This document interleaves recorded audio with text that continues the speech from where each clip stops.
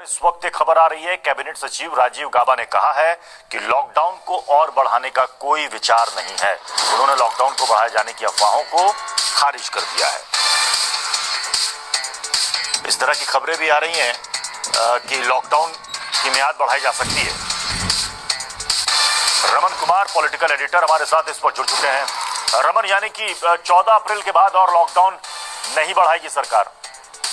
देखिए प्रत्युष, प्रधानमंत्री नरेंद्र मोदी ने देश के नाम संबोधन में कहा था कि 21 दिन के लॉकडाउन को करना जरूरी है, क्योंकि अगर लॉकडाउन नहीं करेंगे तो देश के जो लोग हैं उनके ऊपर खतरा मंडरा सकता है। लेकिन आज छठा दिन है, अभी 15 दिन का वक्त बाकी है, लेकिन देश के सबसे बड़े ब्यूरोक्रेट को आखिरकार सफाई क्यों देनी पड़ी? क्योंकि अभी हाल में आपने देखा था कि जिस तरीके से हरियाणा, दिल्ली, उत्तर प्रदेश के लोग सड़क पर आकर पैदल चल रहे थे और बाद में सरकार को इंतजाम करना पड़ा, उनके लिए बसेस के इंतजाम करने पड़े और लगातार इस बात को लेकर खतरा पैदा हो गया कि जिस उद्देश्य से लॉकडाउन की घोषणा प्रधानमंत्री ने की है वो पर्पस फेल होने की आशंका है और इसीलिए उनको उनके घर पहुंचाया गया। लेकिन आखिरकार इतनी बड़ी तादाद में लोग सड़क पर क्यों आए? क्योंकि सोशल मीडिया के जरिए या उन लोगों तक ये संदेश पहुंचाने की कोशिश की गई या कहें कि अफवाह उड़ाया गया कि लॉकडाउन का जो पीरियड है, जो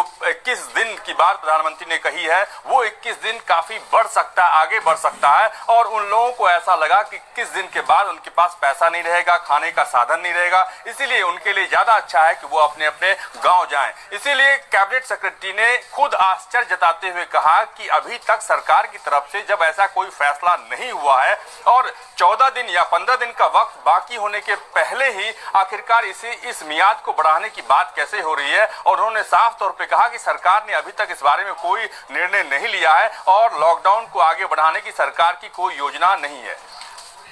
चलिए रमन, आप हमारे साथ बने रहें। दिल्ली में लॉकडाउन का पालन ना करा पाने के मामले पर केंद्रीय गृह मंत्री अमित शाह ने बड़ी कार्रवाई की है। लापरवाही बरतने के आरोप में 2 अधिकारियों को निलंबित कर दिया गया है, साथ ही 2 को कारण बताओ नोटिस भी जारी कर दिया गया है। निलंबित होने वालों में एडिशनल चीफ सेक्रेटरी ट्रांसपोर्ट भी शामिल है। बड़ी संख्या में हो रहे पलायन को लेकर केंद्र ने लॉकडाउन का सख्ती से पालन कराने का निर्देश दिया है। रमन, 2 अधिकारियों पर कार्रवाई।